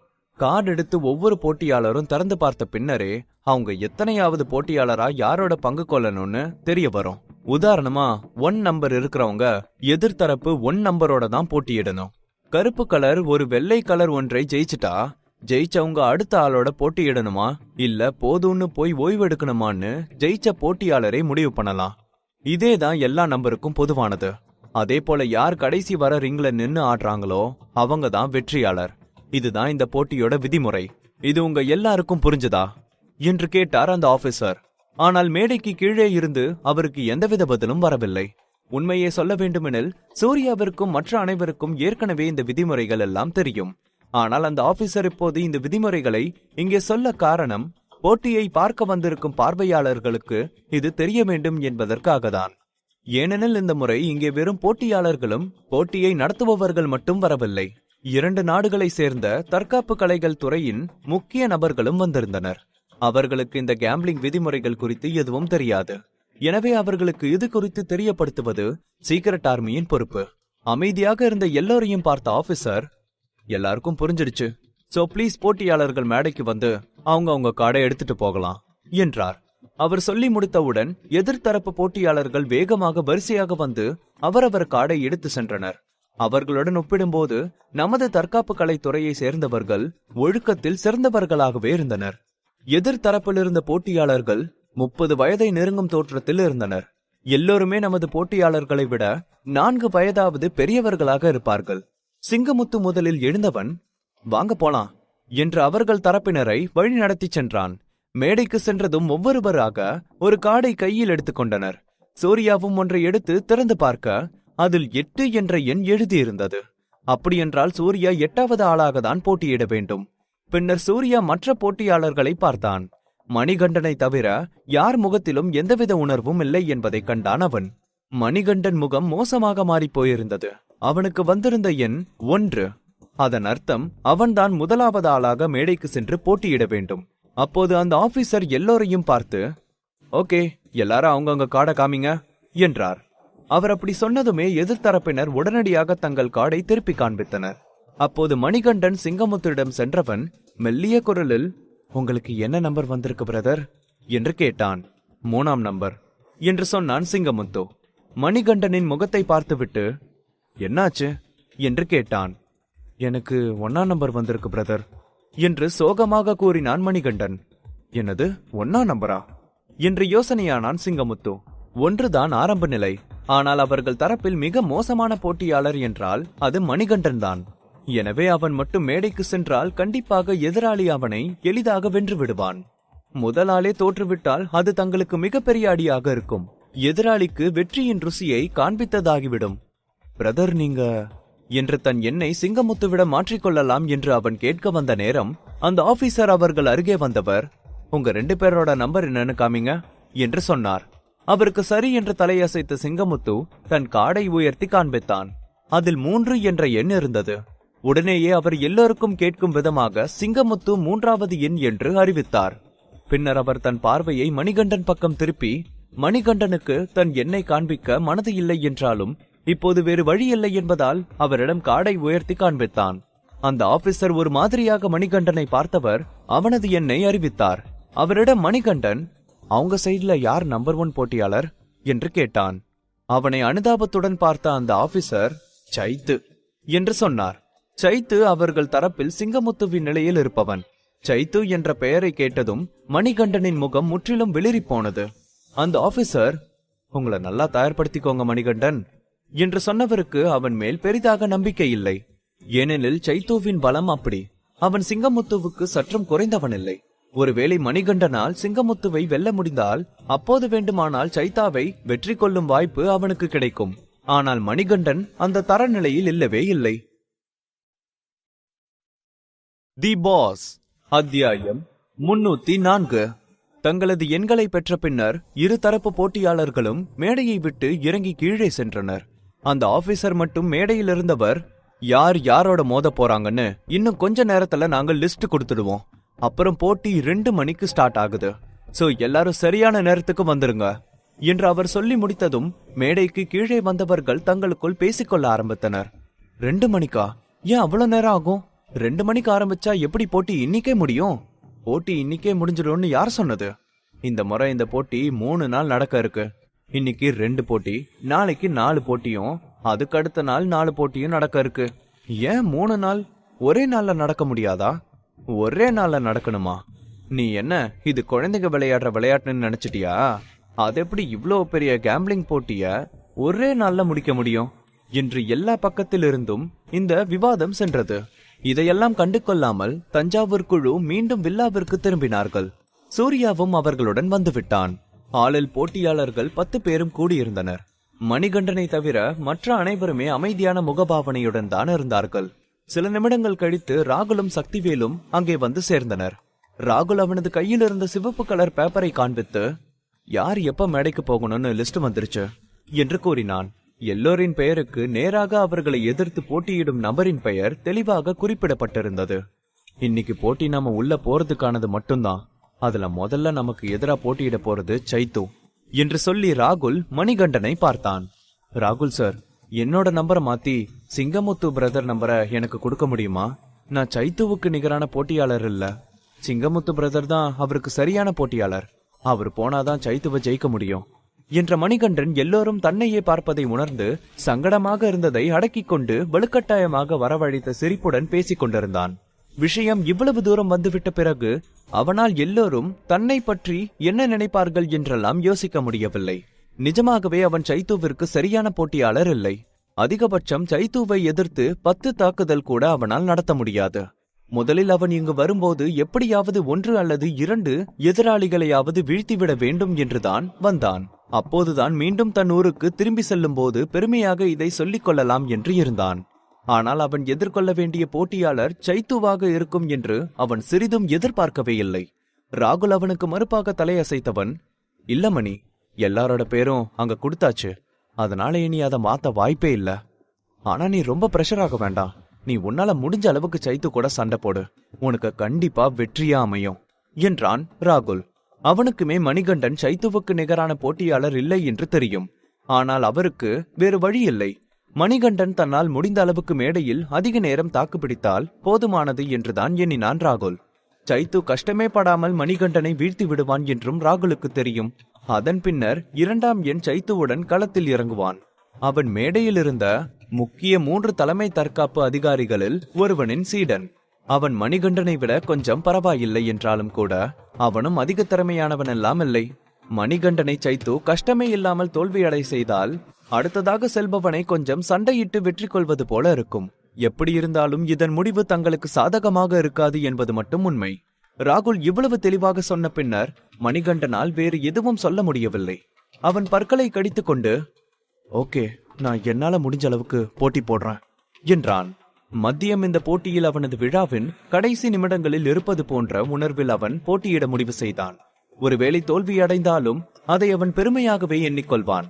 ஏனெனில் எப்போது வேண்டுமானாலும் போட்டியின் செயல்பாடுகள் மாறலாம். இது எதுவுமே நிரந்தரமில்லை. எனவே யாரும் அதற்கு மேல் பெரிதாக விவாதிக்கவில்லை. பொதுவாக என்ன செய்யலாம் என்று ஒரு கணிப்பிற்கு வந்ததும் எல்லோரும் அவரவர் அறைக்கு திரும்பி சென்றனர். ராகுல் அவன் தங்கியிருந்த அறையை காலி செய்து சூர்யாவிற்கு கொடுத்து விட்டான். எனவே சூர்யா ஓய்வெடுக்க வெளியே செல்ல வேண்டிய அவசியம் ஏற்படவில்லை. சூர்யா அவனுக்கு கொடுத்த அறைக்கு செல்ல முற்பட அவன் பின்னால் சென்ற அஸ்வினி, ஒரு நிமிஷம் என்று குரல் கொடுத்தாள். இப்போது அவர்கள் முதலாக சந்தித்த போது அணிந்திருந்த அதே நீல நிற உடையை தான் அணிந்திருந்தாள். முதுகில் நீளமாக ஒரு வாள் வைத்திருந்தாள். அஸ்வினி தன்னை கொஞ்சம் ஆர்வமாக பார்ப்பதை கண்ட சூர்யா, என்ன விஷயம் என்று கேட்டான். நீ என் தம்பி அடிச்சதுக்கு நான் இன்னும் பதிலடி கொடுக்கவே இல்லையே என்று ஒரு மாதிரி அலட்சியமாக பேசினாள் அவள். சூர்யாவில் பேச்சில் லேசாக சிரித்தபடி, எப்படி பதிலடி கொடுக்க போற என்று கேட்டான். நான் என்று சொல்லி அவள் தன் கை முஷ்டியை சூர்யாவின் முகத்தின் முன்பாக குத்துவது போல செல்ல, அவன் அதை கண்டு அசையவே இல்லை. அவன் தன் செயலுக்கு பயம் கொள்ளவில்லை என்பதை கண்டவள் கையை கீழே இறக்கிவிட்டு, சரி விடு, என்ன இருந்தாலும் இப்ப நாம ஒரே டீம், அதனால நான் உன்னை சும்மா விடுறேன் என்றாள். தேங்க்யூ மிஸ் அஸ்வினி என்றான் சூர்யா சத்தமாக வாய்விட்டு சிரித்தபடி. தேங்க்ஸ் எல்லாம் சொல்ல வேண்டியதில்ல, நீ போட்டியில உன் திறமை என்னன்னு காமி என்று முகத்தில் எந்தவித மாறுதலும் இல்லாமல் பேசினாள். ஆனால் உடனேயே பேச்சை மாற்றி, ஆனா அதுக்கு வாய்ப்பு இருக்காதுன்னு நினைக்கிறேன். நீ நாளைக்கு மறுநாள் வர போட்டியிட வெயிட் பண்ணணும். அதுக்குள்ள எங்க சீனியர் போட்டியை முடிவுக்கு கொண்டு வந்துருவாரு என்றாள். நானும் அப்படிதான் நடக்கும்னு நினைக்கிறேன் என்றான் சூர்யா. அவள் சொன்ன சீனியர் ஈஸ்வர் தான் என்று அவனுக்கு புரிந்தது. அவனது எண் 6, எனவே அவனது முறை நாளையே வந்துவிடும். அவனுக்கு இருக்கும் பலத்திற்கு அவன் எளிதாக வெற்றி கொள்ள முடியும் என்று எல்லோருக்கும் தோன்றியது. ஆனால் எதிர்த்தரப்பினரை பார்த்த பின்னர் ஈஸ்வருக்கு குறைவான பலத்துடன் அவர்களில் யாரும் இருப்பதாக சூர்யாவிற்கு தோன்றவில்லை. அவர்கள் அனைவருமே மாஸ்டர் பீஸ் தான் என்று எண்ணினான் சூர்யா. ஈஸ்வர் திறமையானவனாக இருந்தாலும் அவன் எதிராளிகளை விட வயதில் சிறியவன். எனவே அதுவே அவனுக்கு பாதகமாகவும் அமையும். போட்டி ஆரம்பிக்கும் நேரம் விரைவாகவே வந்துவிட்டது. எல்லோரும் போட்டி நடக்கும் இடம் நோக்கி செல்ல ஏற்கனவே பார்வையாளர்கள் அந்த இடத்தை நிரப்பியிருந்தனர். முதல் 2 வரிசை VIP இருக்கைகள் அமைக்கப்பட்டிருந்தது. முதல் வரிசையில் இரு தரப்பினரை சேர்ந்த முக்கியமான 6 பேர் அமர்ந்திருந்தனர். அவர்களில் ஆச்சாரியா, சைத்ராவும் அடக்கம். அவர்களுக்கு பின்னால் இருந்த வரிசையில் தற்காப்பு கலைகளை சேர்ந்த பெரியவர்கள் அமர்ந்திருந்தனர். அப்போது அஸ்வினி சூர்யாவின் அருகே வந்தவள் VIP இருக்கையில் அமர்ந்திருந்த ஒரு பெரியவரை காண்பித்து, அவர்தான் கிராண்ட் மாஸ்டர் ரகுபதி, அவரோட ஒரு சீடர் நம்ம டீம்ல இருக்காரு என்று அறிமுகம் செய்து வைத்தாள். சூர்யா அவள் சொன்னதை கேட்டு லேசாக தலையசைத்தவனுக்கு அவரது சீடன் யார் என்று ஓரளவு நினைவில் இருந்தது. அவன்தான் 4வது போட்டியாளர். 2ஆம் நாள் நடக்க போகும் போட்டியில் கலந்து கொள்வான் அவன். அவர் பக்கத்துல இருக்கிறவரு இன்னொரு குரு பூபதி, அவரோட சீடன் தான் செல்வம். மணிகண்டனுக்கு அடுத்த போட்டியில கலந்துக்க போற ஆள். அவனால இன்னைக்கு சைத்துவ ஜெயிக்க முடியுமான்னு தெரியல என்று ஒவ்வொருவராக அறிமுகம் செய்தாள் அஸ்வினி. சூர்யாவில் காண்பித்த குருவை ஒரு பார்வை பார்த்தான். அவரது முகம் லேசாக மந்த நிலையில் இருக்க அவர் மனது கனமாக இருந்தது போல இருந்தது. அவருக்கு நன்றாக தெரியும், செல்வம் சைத்துவை வெற்றி கொள்ள முடியாது. ஏனெனில் அவன் சைத்துவிற்கு நிகரான பலசாலி இல்லை. எல்லோரும் வந்துவிட்டதை கண்ட ஆபீசர் மீண்டும் ஒரு முறை போட்டி விதிமுறைகளை அறிவித்தவர் ஆச்சாரியாவின் அருகே சென்று, எல்லாரும் வந்துட்டாங்க சார் என்றார். எல்லாரும் வந்துட்டா போட்டி ஆரம்பிக்கலாம் என்றார் ஆச்சாரியா. அவருக்கு சரி என்று சொன்ன ஆபீசர் மேடைக்கு திரும்பி வந்தார். வணக்கம் மக்களே, இப்போ கேம்பிளிங் போட்டி தொடங்க நேரம் வந்துருச்சு. போட்டி ஆரம்பிக்கும் முன்ன நான் போட்டியாளர்களுக்கு இன்னும் சில விதிமுறைகளை சொல்லிடுறேன். முதல் ரூல்ஸ், யாரையும் கொல்லும் எண்ணத்தோட அடிக்க கூடாது. இது என்னதான் போட்டியா இருந்தாலும் இது ஒரு நட்பு ரீதியான போட்டியா தான் இருக்கணும். அதனால ஒவ்வொரு அடியையும் பார்த்து அடிங்க. உயிரிழப்பு எதுவும் ஆகக்கூடாது என்றார். முதல் விதிமுறையை சொன்னதுமே அந்த இடத்தில் சலசலப்பு உண்டானது. சூர்யாவின் இதழ்கள் ஏதோ வேடிக்கையாக ஒன்றை கேட்டது போல கேலியாக வளைந்தது. என்னதான் விதிமுறைகளாக இதை சொன்னாலும் கண்டிப்பாக உயிரிழப்புகள் உண்டாகும் வாய்ப்பிருக்கிறது என்று அவன் அறிவான். 2வது ரூல்ஸ், போட்டியாளரை எதிர்த்து இன்னொருத்தரால சண்டை போட முடியலன்னா அவங்க தன்னோட தோல்வியை ஒப்புக்கொள்ளலாம். தோல்வியை ஒப்புக்கொண்ட பிறகும் மற்றவர் அவரை தாக்குனா அவங்க போட்டியை விட்டு விலக்கி வைக்கப்படுவாங்க. ஓகே, இவ்வளவுதான் ரூல்ஸ். இதுல யாருக்கும் எந்த கருத்தும் இல்லைன்னா போட்டியை ஆரம்பிச்சிடலாம் என்றார் ஆபீசர். ஆபீசர் பேசி முடித்ததும் எதிரணியில் இருந்த முதல் போட்டியாளரான சைத்து எழுந்து மேடையை நோக்கி வந்தான். சிங்கமுத்து மணிகண்டனை பார்த்து தீவிரமான குரலில், நல்லா பண்ணிட்டு வா என்று கூறினான். மணிகண்டன் ஒரு ஆழ்ந்த மூச்செடுத்து தன்னை நிதானப்படுத்திக் கொண்டவன் எழுந்து மேடைக்கு சென்றான். மேடைக்கு சென்றதும் தன் கை முஷ்டியை இன்னொரு கரத்தினால் மூடிக்கொண்டவன் தன்னை அறிமுகம் செய்து கொள்ள பார்க்க சைத்து அவன் பேச்சில் குறுக்கிட்டு, அதெல்லாம் எதுவும் சொல்ல வேண்டாம், எனக்கு உன் பேரை தெரிஞ்சுக்கலாம் ஆர்வம் இல்ல என்றான். அவன் பேச்சு மணிகண்டனை கோபம் கொள்ள செய்தது. சைத்து தன்னை இப்படி தாழ்வாக பார்ப்பதை அவனால் பொறுத்து கொள்ள முடியவில்லை. மணிகண்டன் இவ்வளவு எளிதாக கோபமானதை கண்ட ரெஃப்ரிக்கு என்னடா இது என்று ஆகிவிட்டது. ரெஃப்ரி அவர்கள் இருவரையும் பார்த்து ஆரம்பிக்கலாம் என்றார். அவர் ஆரம்பிக்கலாம் என்றதுமே சைத்து அடுத்த நொடி தன் நகர்வை செய்திருந்தான். அவனது அசைவு மிக வேகமாக இருந்தது. எல்லாரும் ஏதோ நிழல் போல சென்றதை தான் பார்த்தார்கள். அடுத்த நொடி அந்த நிழல் மணிகண்டனின் முன்பாக இருந்தது. அதில் அதிர்ந்து போன மணிகண்டன் அவனையும் மீறி தன்னிச்சையாக அவனது கரத்தை மார்புக்கு குறுக்காக வைத்து தடுக்க பார்த்தான். ஆனால் அவன் தன் கையை அசைக்கும் முன்னதாகவே சைத்து அவன் மேல் தாக்குதல் நடத்தியிருந்தான். மணிகண்டன் மார்பில் பலமான அடி விழுந்தது. ஏதோ லாரியில் மோதிய உணர்வை உண்டாக்கியது அவனுக்குள். அடி விழுந்த வேகத்தில் மணிகண்டன் மேடையின் ஓரம் சென்று பொத்தென்று சென்று விழுந்தான். அவன் வாயிலிருந்து ரத்தம் வழி ஆரம்பித்தது. சைத்துவிற்கு மணிகண்டனை அதோடு விடும் எண்ணம் இல்லை. அவன் மீண்டும் மணிகண்டன் முன்பாக சென்று அடிக்கப் போக அவனது அடி மணிகண்டனின் மேல் விழும் முன்பாகவே அவன் நான் தோல்வியை ஒத்துக்கிறேன் என்றான் வேகமாக. சரியாக மணிகண்டனின் மூக்கின் மேல் சைத்துவின் கரம் இடியாக இறங்கும் முன்பு அவன் தன் கை மணிகண்டனின் மேல் விழாமல் தடுத்து நிறுத்தியிருந்தான். ஒரு நொடி தாமதமாகி இருந்தாலும் அவனது முகம் வேறு மாதிரி மாறியிருக்கும். சைத்து அவனது கரத்தை இறக்கியவன் என்று சீறினான். மணிகண்டனின் முகம் முற்றிலுமாக வெளுத்து போயிருந்தது. அவனது கால்கள் பயத்தில் நடுங்கியது. மரணத்தின் வாசல் சென்று வந்த உணர்வு உண்டானது அவனுக்குள். முதல் போட்டியின் முடிவில் மணிகண்டன் தோல்வியை தள்ளி சைத்து வெற்றியாளராகிறார் என்று ரெஃப்ரி அறிவிப்பு கொடுத்தார்.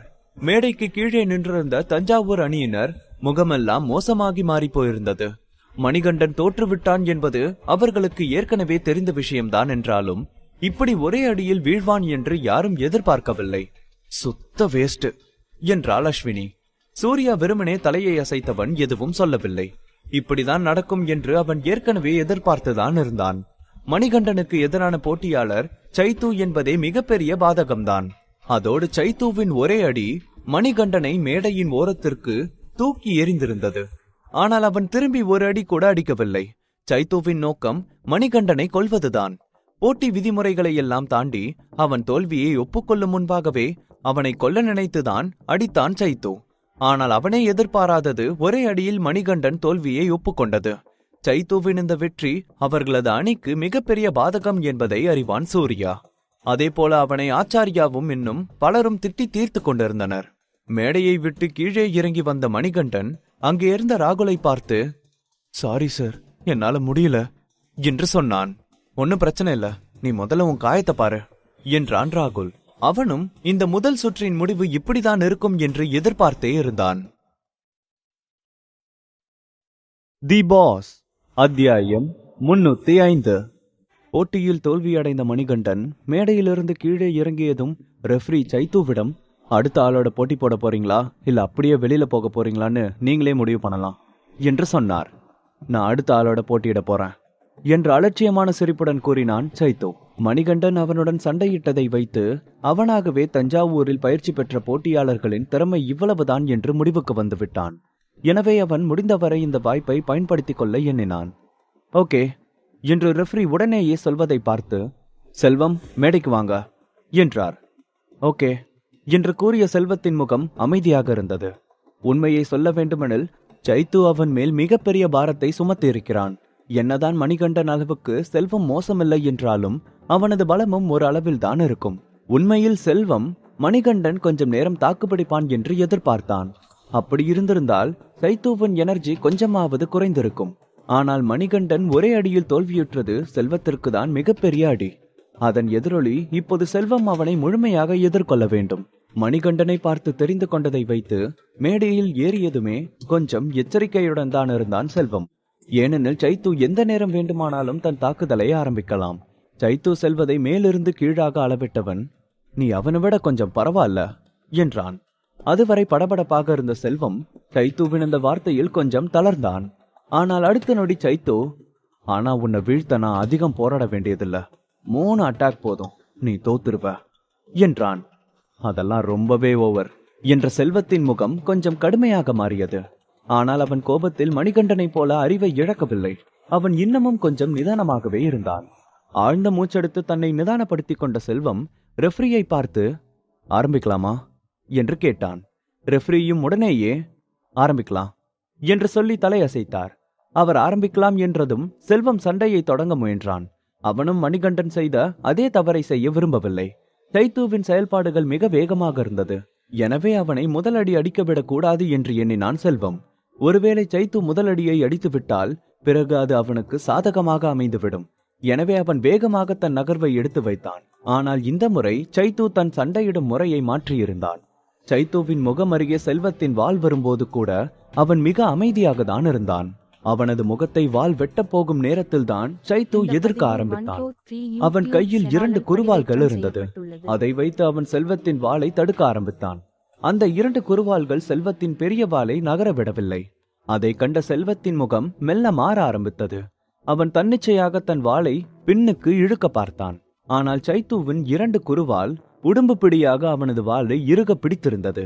அவனால் அசைக்கவே முடியவில்லை. இதுதான் என்னோட முதலடி என்று சொன்ன சைத்து சட்டென அவனது கையை திருப்ப அடுத்த நொடி செல்வத்தின் வாள் 2ஆக உடைந்து போனது. அதை கண்டு ஒரு நொடி அதிர்ந்து போன செல்வம் உடனேயே தன்னை சுதாகரித்துக் கொண்டான். ஆனால் சைத்து அவனை அதற்குள் நெருங்கியிருந்தான். சைத்துவின் கையில் இருந்த 2 குறுவாள் செல்வத்தின் முகத்தை பதம் பார்க்க நெருங்கியிருந்தது. அது அவனை கொல்லும் எண்ணத்தில் நெருங்கியதுதான். அந்த குறுவாள் செல்வத்தின் உள்ளங்கையில் கீறி இருந்தது. அதனால் செல்வத்தின் கையிலிருந்து ரத்தம் வர ஆரம்பித்தது. அதோடு சேர்த்து அவனுக்கு வலியும் எடுக்க ஆ என்று அலறினான் செல்வம். அதன் மூலம் சைத்துவின் முகத்தில் இருந்த சிரிப்பு அதிகமாகியது. இது என்னோட 2வது அடி என்றவன் செல்வத்தின் கையில் பதிந்திருந்த குறுவாளை தன்னை நோக்கி இழுத்தவன் இன்னொரு கத்தி போன்ற பொருளை கையில் எடுத்தான். அதை கண்ட கீழே இருந்த செல்வத்தின் மாஸ்டர் ரகுபதி நிறுத்து என்று ஆத்திரத்துடன் கர்ஜித்தார். அவர் கத்தியதும் சைத்து தன் முயற்சியை நிறுத்திவிடுவான் என்று எண்ணினார். ஆனால் அவனோ அதை காதில் கூட வாங்காததைப் போல நடந்து கொள்வான் என்று அவர் எதிர்பார்க்கவே இல்லை. அவன் தன் கையை உயர்த்தி செல்வத்தின் மேல் குத்த முயற்சி செய்தான். இந்த முறை அவனது இலக்கு செல்வத்தின் தொண்டை பகுதி. அவனது செயலை கண்ட ரகுபதி ராட்சசா என்று திட்டினார். அவர் முற்றிலும் பொறுமை இழந்து போனார். அவனை தடுத்து நிறுத்த அவர் எண்ணினாலும் மேடையிலிருந்து அவர் இருந்த இடம் 100 மீட்டர் தள்ளிதான் இருந்தது. எனவே அவரால் எதுவும் செய்ய முடியவில்லை. எனவே சைத்துவின் ஆசைப்படி செல்வத்தின் தொண்டையில் அவனது கத்தி இறங்க இருந்தது. ஆனால் எல்லோரும் ஆச்சரியப்படும் விதமாக அவனது கத்தி செல்வத்தின் தொண்டையில் இறங்கவில்லை. அவன் பின்னால் இருந்த இரும்பு கம்பியின் மேல் குத்தி நின்றது. எல்லோரும் அதை கண்டு அதிர்ந்து போனார்கள். சைத்து மட்டும் தன் குறியை மாற்றவில்லை என்றால் என்ன ஆகியிருக்கும் என்று. சைத்துவின் முகத்தை பார்த்தால் அவனாக தன் குறியை மாற்றியது போல அவர்களுக்கு தோன்றவில்லை. அதே நேரம் சைத்துவும் கூட குழப்பத்தில் தான் இருந்தான். எப்படி அவனது குறுவால் மாறியது என்று அவனுக்கு தெரியும். அவன் தன் குறியை மாற்றவில்லை என்று தெரிந்தது. அவனது குறி செல்வத்தின் தொண்டை குடிதான். ஆனால் இறுதி நிமிடத்தில் அவனது குறி எப்படி மாறியது என்று அவனால் புரிந்து கொள்ள முடியவில்லை.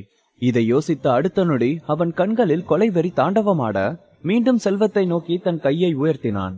ஆனால் இந்த முறை அவனுக்கு முன்பாகவே செல்வம் நான் தோத்துட்டேன்னு ஒத்துக்கிறேன் என்று தயக்கமே இல்லாமல் கத்தினான் செல்வம். சைத்து செல்வத்தை குத்த வேண்டும் என்று எண்ணி ஓங்கிய கரம் அப்படியே அந்தரத்தில் நிற்க அவன் செல்வத்தை பார்த்து இப்பவாச்சும் உனக்கு அறிவு வந்துச்சே என்று சீரலாக சொன்னான். அவனுக்கு செல்வத்தை உயிரோட விட மனமில்லை என்றாலும் செல்வம் தோற்றுவிட்டதாக ஒப்புக்கொண்ட பின்னர் அவனால் எதுவும் செய்ய முடியவில்லை. இவ்வளவு பேர் முன்பாக அவன் இனியும் செல்வத்தை கொல்ல முடியாது. அதே சமயம் கொலகார பாவி என்று சொல்லியபடி செல்வத்தின் மாஸ்டர் ரகுபதி மேடைக்கு வந்தார். அவர் பெரிய குரு என்றாலும் கூட அவரை கண்டு சைத்து கொஞ்சமும் பயப்படவில்லை. என்ன என்கிட்ட பிரச்சனை பண்ண வந்திருக்கீங்களா நீங்க என்று வெறுப்புடன் அவரை பார்த்து கேட்டான் சைத்து. அவனுக்கு இப்போது அவரை அடிக்க வேண்டும் என்று கை பரபரத்தது. இவ்ளோ சின்ன வயசுல இப்படி கொலவெறியோட சுத்துறது சரியில்லை. யாருக்கும் பயப்படலனாலும் கடவுளை நினைச்சு கூடவா உனக்கு பயம் இல்ல என்றார் ரகுபதி. அவர் மனதில் கோபம் அதிகமாக இருந்த போதிலும் இந்த நொடி அவர் நிதானமாக தான் இருக்க வேண்டும். சைத்து அவரை கோபப்படுத்தி பார்க்க தான் நினைக்கிறான் என்பது அவருக்கு தெளிவாகவே தெரிந்தது. அவரை கோபப்படுத்தி அவர் அவனை அடிக்க செல்ல வேண்டும், இதுதான் அவனது நோக்கம். கடவுளுக்கு பயப்படணுமா? அதெல்லாம் உங்கள மாதிரியான ஆட்கள் பண்ற வேலை. எங்களுக்கு கடவுள் மேல நம்பிக்கை இல்ல, நாங்க எங்களோட தனிப்பட்ட பலத்தை மட்டும்தான் நம்புவோம் என்றான் சைத்து. உன்ன என்று அவர் ஏதோ சொல்ல வர அதற்குள் இவ்வளவு நேரமும் அமைதியாக இருந்த ஆச்சாரியா கீழே இருந்து கீழவா ரகுபதி என்று குரல் கொடுத்தார். ஓகே மாஸ்டர் என்று சொல்லி ரகுபதி செல்வத்தை அழைத்து கொண்டு கீழே சென்றார். ரெஃப்ரி உடனேயே 2வது சுற்றிலும் செல்வத்தை தோற்கடித்து சைத்து வெற்றியை தழுவினார் என்று அறிவித்தார். பின்னர் அவரை தொடர்ந்து இன்றைய போட்டி நிறைவடைந்ததும் நாளை காலை 9 மணிக்கு அடுத்த போட்டி தொடரும் என்று அறிவித்தார். செல்வம் கீழே வந்த பின்னர் தஞ்சாவூரை சேர்ந்த போட்டியாளர்கள் அனைவரின் முகமும் சோர்ந்து போனது. செல்வம் தோல்வி அடைந்ததை மட்டுமல்லாமல் கொஞ்சம் மிஸ் ஆகி இருந்தால் அவனது உயிரே போயிருக்கும். சைத்துவின் கத்தி மட்டும் கடைசி நிமிடத்தில் குறி மாறாமல் இருந்திருந்தால் இந்நேரம் செல்வம் பிணமாக தான் இருந்திருப்பான். அஸ்வினி கோபத்தில் முகம் வெளிரி போயிருந்தவள், இந்த சைத்து ரொம்பவே மோசம், இது வெறும் போட்டி தானே, அவையே இப்படி கொலை பண்ணணும்னு யோசிக்கிறான் என்று கேட்டவள் மிகவும் பயந்து போயிருந்தாள். இந்த முறை நடக்கும் கேம்பிளிங் வெறும் பார்க்க மட்டுமில்லை என்று அவளுக்கு தெரிந்து போனது. இந்த முறை போட்டியிட்டே ஆக வேண்டும். ஆனால் எதிராளி அவர்களை கொலை செய்யும் அளவிற்கு யோசிப்பார்கள் என்று எதிர்பார்க்கவே இல்லை. சூர்யா அமைதியாக ஒரு பெருமூச்சை வெளியிட்டான். அஸ்வினி இன்னும் முதிர்ச்சி அடையவில்லை. அவளை பார்க்கும் போதே அவள் இது போன்ற விஷயங்களை எதிர்கொண்டது இல்லை என்று நன்றாகவே தெரிந்தது. வெளிப்படையாக பார்த்தால் இந்த மாதிரி போட்டிகளில் வெற்றி மட்டுமே முக்கியமாக தெரியும். ஆனால் அதையும் தாண்டி இதில் பல நன்மைகள் உண்டு. இந்த போட்டி இரு நாடுகளின் இடையே நடக்கும் தற்காப்பு கலைகளுக்கான போட்டி மட்டுமில்லை. எதிரி நாட்டினர் முதலிலேயே இந்த போட்டியில் ரத்தம் சிந்த வைக்க வேண்டும் என்று முடிவுடன் தான் வந்திருந்தார்கள். சற்று முன்பு சைத்துவின் கத்தியை மட்டும் அவனது சக்தியினால் திசை திருப்பாமல் போயிருந்தால் இந்நேரம் செல்வம் கண்டிப்பாக பிணமாக தான் கிடந்திருப்பான். ராகுல் ஒரு பெருமூச்சுடன் வாங்க போலாம் என்றான். இன்று நடந்த போட்டி மொத்தமாக 5 நிமிடம் கூட நடந்திருக்காது. அதற்குள் முடிந்தே போயிருந்தது. போட்டியின் முடிவுகள் தஞ்சாவூர் அணியினர் மனதை தளர செய்தது உண்மை. நாளையும் சைத்து போட்டியிடதான் நினைப்பான். என்னதான் சிங்கமுத்து திடமான போட்டியாளர் என்றாலும் அவனால் 100% உறுதியாக சைத்துவை சிங்கமுத்து ஜெயிப்பான் என்று எண்ண முடியவில்லை. 1000 முறை அடித்த பின்னர் சிங்கமுத்து சைத்துவை வீழ்த்தினால் அதன் பின்னர் கண்டிப்பாக சிங்கமுத்துவின் எனர்ஜி குறையும். அவனால் தொடர்ந்து அடுத்த போட்டியாளருடன் போட்டியிட முடியாது. எல்லோரும் கனத்த மனதுடன் வில்லாவிற்கு வந்து சேர்ந்தனர். செல்வத்தின் மாஸ்டர் ரகுபதி ஆச்சாரியாவிடம் வந்தவர் பணிவுடன் அவரை பார்த்து, என் சிஷ்யனோட உயிரை காப்பாத்தினதுக்கு நன்றி மாஸ்டர் என்றார். நீ ஏன் எனக்கு தேங்க்ஸ் சொல்ற என்று ஆச்சரியமாக ரகுபதியை பார்த்து கேட்டார் ஆச்சாரியா. ஒரு நொடி அதிர்ந்த பெரியவர் பின்னர் ரகுபதியை பார்த்து மறுப்பாக தலையசைத்து, நான் உன் சிஷ்யனோட உயிரை காப்பாத்தல, வேற யாரோ தான் அவனோட உயிரை காப்பாத்தி இருக்காங்க என்றார். வேற யாரோவா என்று அதிர்ந்தார் ரகுபதி. அவர் என்ன சொல்கிறார்? ஆச்சாரியாவை தவிர சைத்துவின் கத்தியின் குறியை மாற்றி வைக்கும் சக்தி வேறு யாருக்கு இருக்க முடியும்? நான் காப்பாத்த நினைச்சந்தான். ஆனா சந்துருவும் மத்தவங்களும் என் பக்கத்துல இருந்து என்னையே பார்த்துட்டு இருந்தாங்க. அந்த நேரத்துல நான் ஏதாவது பண்ணியிருந்தா அப்புறம் அவங்க என்ன தடுத்துடுவாங்க. அதான் நான் எதுவும் செய்யல. ஆனா உன் சிஷ்யனுக்கு ஆயுசு கெட்டி அங்க போட்டி களத்துல யாரோ எக்ஸ்பர்ட் இருந்திருக்காங்க. அவங்க தான் சக்தியை கட்டுப்படுத்தி நிலை மாற்றி உன் சிஷ்யன் உயிரை காப்பாத்தியிருக்காங்க என்றார் ஆச்சாரியா விளக்கமாக. அவருக்கு செல்வத்தின் உயிரை காப்பாற்றும் அளவுக்கு சக்தி இருந்தாலும் அவர் அதை செய்ய நினைக்கவில்லை. ஏனெனில் அவர்தான் இந்த போட்டியின் பொறுப்பாளர். எனவே அவர் இப்படி செய்வது போட்டியின் விதிமுறைகளை மீறும் செயல். செல்வம் அவர் கண் முன்பாக இருந்தே இருந்தாலும் கூட அவர் எதுவும் செய்திருக்க மாட்டார். சக்தியை கட்டுப்படுத்தும் நிலையா என்று கேட்ட ரகுபதி, இந்த தீவுக்கு ஆயிரக்கணக்கான மக்கள் இப்போது வந்திருக்கிறார்கள். அவர்களில் தற்காப்பு கலையை சேர்ந்த ஆட்களும் இருக்கிறார்கள். அவர்களை அவருக்கு தெரியும். அவர்கள் அனைவரும் இந்த சம்பவம் நடந்த போது அவர் அருகில் தான் அமர்ந்திருந்தனர். அதுவும் மேடையிலிருந்து 100 மீட்டர் தொலைவில் இருந்தவர்களால் செல்வத்தை காப்பாற்றி இருக்க முடியாது. சக்தியை கட்டுப்படுத்தின நிலை மாத்தின அந்த ஆள் யாருன்னு உங்களுக்கு தெரியுமா மாஸ்டர் என்று கேட்டார் ரகுபதி. அந்த ஆள் செல்வத்தின் உயிரை காப்பாற்றி இருக்கிறார். எனவே அவருக்கு தங்களின் அமைப்பு கடமைப்பட்டிருக்கிறது என்று எண்ணினார். எனக்கு தெரியாது, அங்க நிறைய பேர் இருந்தாங்க, அதனால யாருன்னு என்னால சரியா பார்க்க முடியல என்றார் ஆச்சாரியா. அவருக்கு யாரென கண்டுபிடிக்கும் சக்தி இருந்தாலும் கூட சம்பவம் நடந்த நேரத்தில் அந்த இடத்தில் நிறைய பேர் இருந்ததினால் எல்லோரின் மேலும் அவரால் தன் கவனத்தை வைக்க முடியவில்லை. ஆனால் அவருக்கு தெரிந்ததெல்லாம் செல்வத்தை காப்பாற்றிய அந்த நபர் மேடைக்கு அருகே இருக்கிறான் என்பது மட்டுமே. ஓகே என்ற ரகுபதிக்கு இந்த செயல் மிகவும் வித்தியாசமாக இருந்தது. ஏனெனில் இவ்வளவு பெரிய நல்லதை செய்துவிட்டு தன் பெயரை கூட சொல்லாமல் செல்லும் ஒரு ஆளை பார்ப்பது அவர் வாழ்வில் இதுவே முதல் முறை. மறுபுறம் சைத்து அவர்கள் ஆட்கள் தங்கியிருந்த இடம் சென்றதும் ஒருவன் தன்னை அடக்க முடியாமல் சைத்துவை பார்த்து, நீ ஏன் அந்த செல்வத்தை கொல்லாம விட்ட சைத்து என்று கேட்டான். கேள்வி கேட்டவனை சோர்வாக பார்த்த சைத்து, எனக்கு மட்டும் அவனை உயிரோட விடணும்னு ஆசைன்னு நினைச்சியா நீ என்று கேட்டான். கேள்வி கேட்டவன் சைத்துவின் பதிலில் ஆச்சரியமாகி, நீ என்ன சொல்ற என்று கேட்டான். யாரோ பின்னாடி இருந்து என்ன தடுத்துட்டாங்க என்றான். அவன் மேடையில் இருந்தபோது அவனது கத்தி ஏன் அவனது கட்டுப்பாட்டில் இல்லாமல் திசை மாறுகிறது என்று அவனுக்கு புரியவில்லை. ஆனால் மேடையிலிருந்து இறங்கி இது குறித்து யோசிக்கும் போதுதான் யாரோ தன் சக்தியை வைத்து தன் குறியை திசை திருப்பி இருக்கிறார்கள் என்று அவனுக்கு புரிந்தது. அதே நேரம் அவர்கள் அமைப்பின் பொறுப்பாளர்கள் மூவரும் உள்ளே வந்தனர்.